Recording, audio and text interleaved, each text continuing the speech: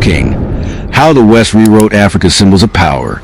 They say the lion is the king of the jungle, but that's not an African truth.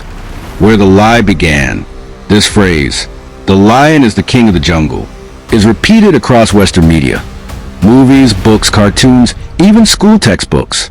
It paints the lion as a symbol of supreme strength, leadership, and nobility. But here's the truth. This is not an African belief. It never was. The lion doesn't even live in the jungle. It lives in savanna, in open plains. The phrase is geographically inaccurate and culturally misleading.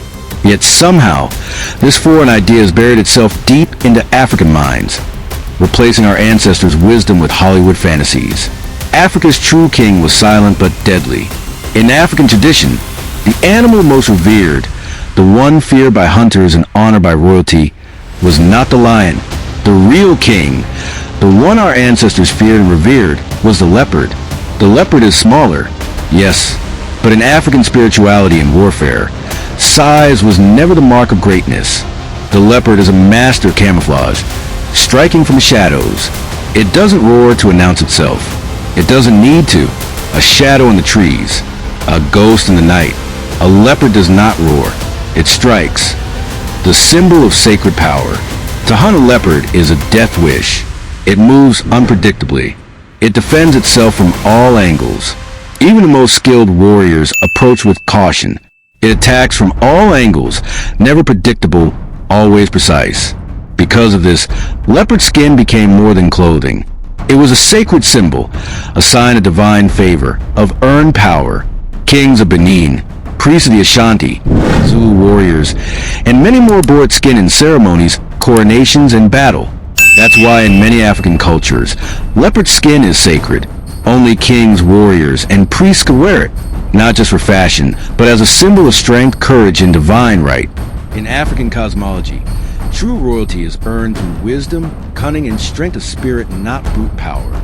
This is why the leopard was chosen. This is why its image was etched into our temples, shrines, and oral stories. Western narratives replaced our own. But then came the colonial era. Missionaries, explorers, and foreign educators didn't understand, or didn't care to understand, Africa's spiritual systems.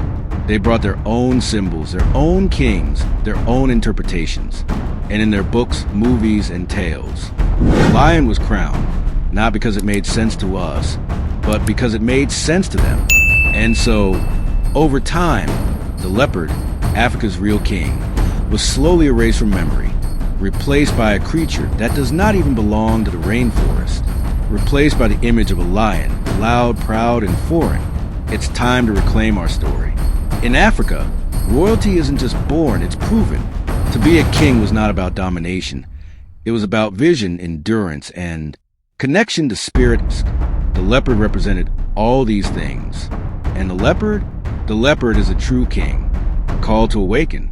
African people, we must remember who we are. We must question every narrative handed down to us. Even the stories that seem harmless, like who is called king, can carry deep psychological weight.